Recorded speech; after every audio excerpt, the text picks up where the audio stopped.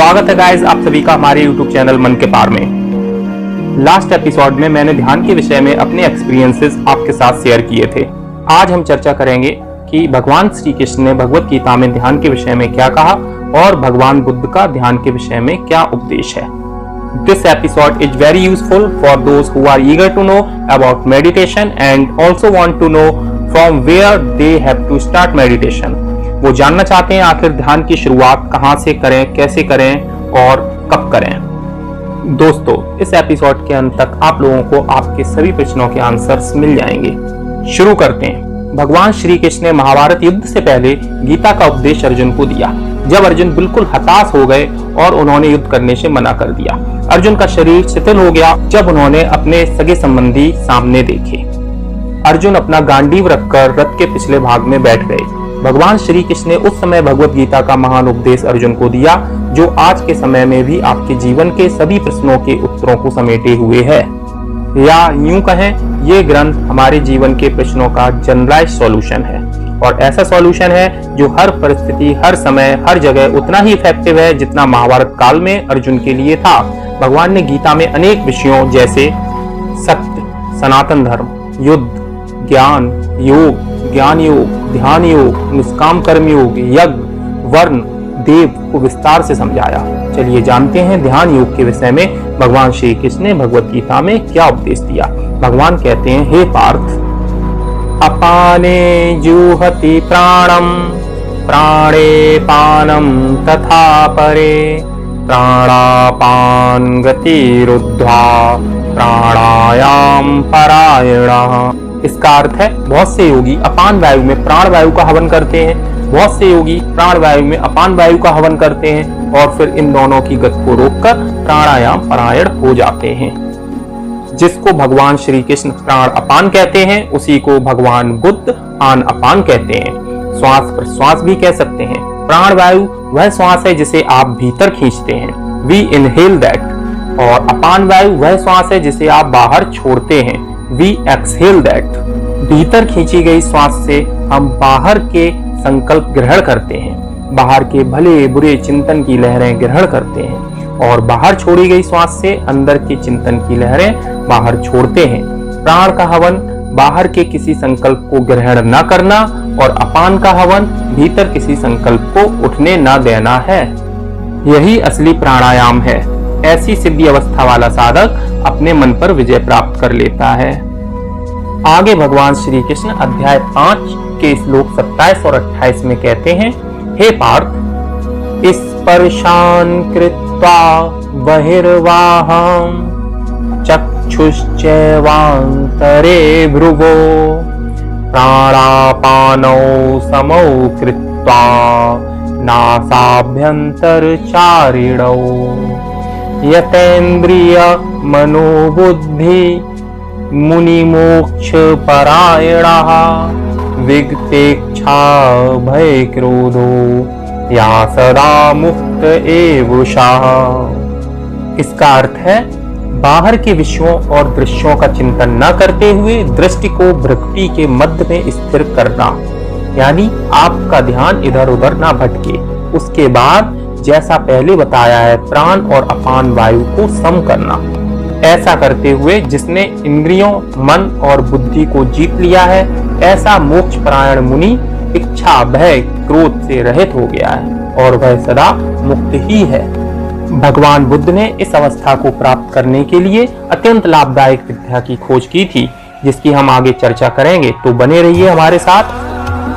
वैसे तो संपूर्ण गीता ही अलौकिक और दिव्य है, यह भगवान के श्री मुख से निश्रित वाणी है। मेरे लिए भगवत गीता के एक भी श्लोक की व्याख्या करना अतिशयोक्ति होगी, फिर भी जो मैंने अपनी अल्प बुद्धि से समझा है वो बताया है।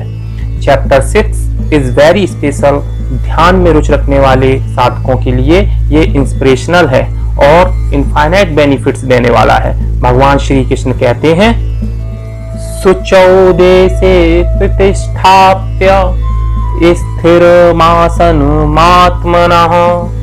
नात्युच्छ्रितं नातिनीचं चैलाजिनकुशोत्तरम्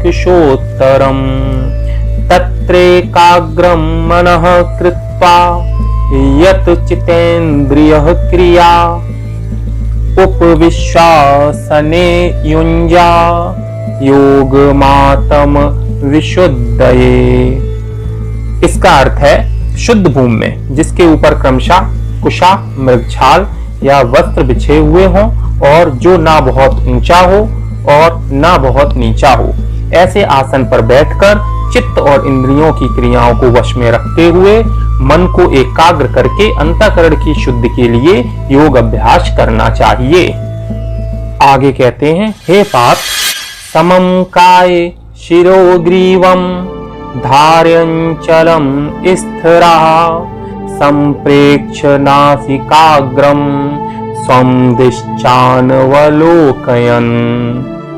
प्रशान्तात्मा विगतभिः ब्रह्मचारि व्रते स्थितः मनः संयम्य मच्चित्तो युक्त आसीत मत्परः। इस श्लोक में भगवान श्री कृष्ण बताते हैं हमें कैसे बैठना है। हमें अपना शरीर, सिर और गले को एक समान सीधा रखकर, नासिका के सीध में दृष्टि रखकर, यानी बिल्कुल आगे ध्यान लगा हुआ, चारों दिशाओं को न देखते हुए ब्रह्मचारी व्रत में स्थित होकर भय रहित और भली भांति उनमें यानी भगवान श्री कृष्ण में ध्यान लगाकर स्थिर होकर बैठकर ध्यान करना है। सार यह है कि अपनी सांसों के वेग को सम रखना है। जब कोई खुशी या दुख या इच्छा या अनिच्छा का वेग आता है तो हमारे अंतर्मन में संवेदना उठती है। बस इसी संवेदना को श्वास की गति को सम करके पहचाना और समाप्त किया जा सकता है। उसके बाद योगी स्वयं परम तत्व परमात्मा में स्थिति प्राप्त कर लेता है।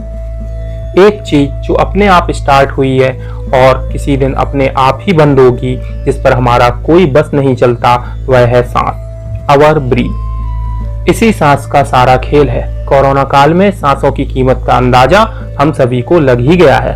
What is absolutely free, only that is most precious in the world। चाहे वो सनलाइट हो, पानी हो, मिट्टी हो, पेड़ पौधे हो, ये तो हम जानते हैं, लेकिन दूर स्थित कोई भी constellation, Galaxy, planet, star, black hole etcetera हमारे इस जीवन में सबका कंट्रीब्यूशन है। हम माने या ना माने, all are dependent on each other. There is only one energy wave. We are just a minute vibration of that। और यही हमारी सांस हमारे शरीर, आत्मा, मन, बुद्धि, ऊर्जा से सबसे एक सेतु की तरह जुड़ी हुई है। नुसरत फतेह अली खां का ये गाना तो आप लोगों ने सुना ही होगा।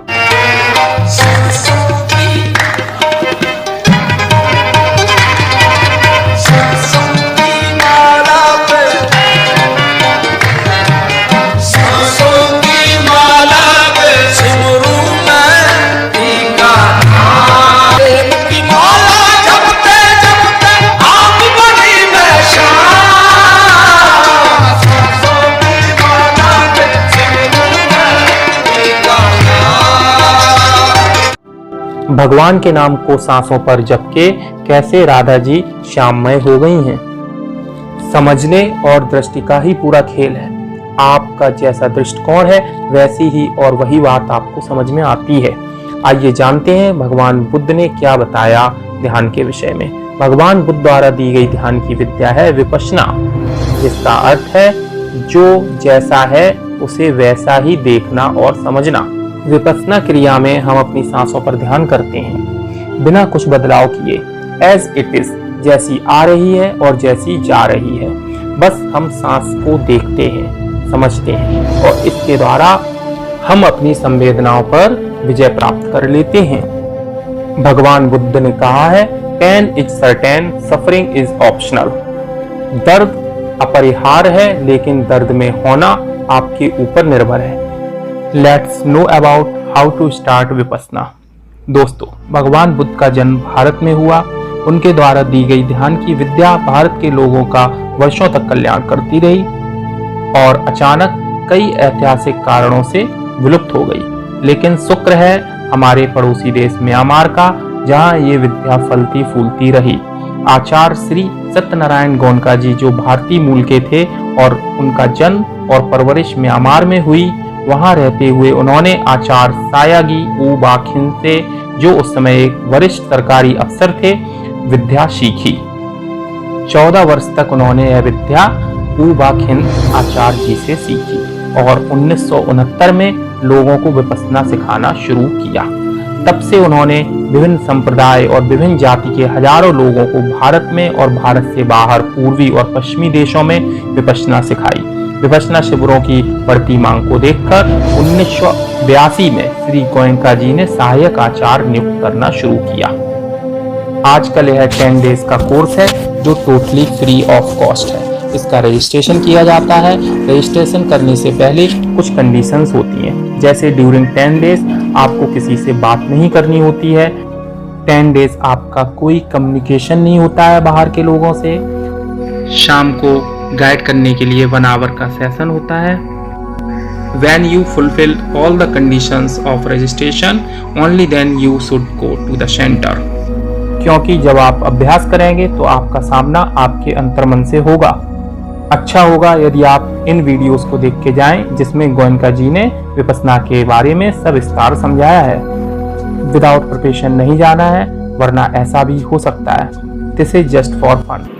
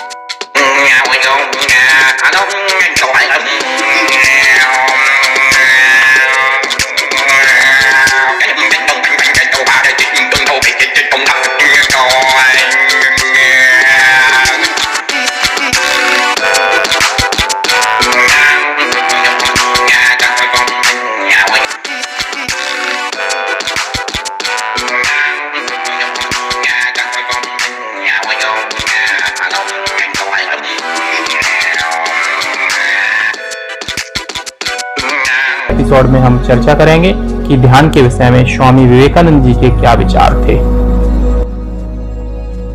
के लिए इतना ही गाइस, मिलते हैं एक नए एपिसोड में। If you like my videos, please like, share, comment and subscribe my channel ध्यान से, and also press the notification button to get the notifications ध्यान से।